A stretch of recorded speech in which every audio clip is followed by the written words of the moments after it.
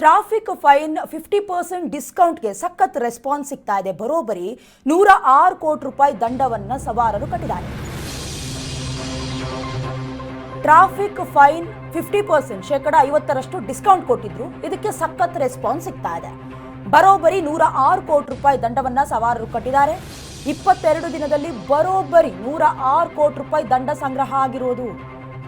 37,86,173 ಬಾಕಿ ಸಂಚಾರ ನಿಯಮ ಉಲ್ಲಂಘನೆ ಕೇಸ್ ಇತ್ಯರ್ಥ ಆಗಿದೆ.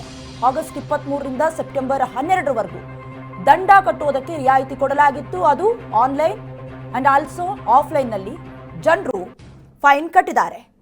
ಅದೇ ಕಂಪ್ಲೀಟ್ ಆಗಿ ಫೈನ್ ಕಟ್ಟಿ ಅಂತ ಹೇಳಿದ್ರೆ ಬರೋದೇ ಇಲ್ಲ.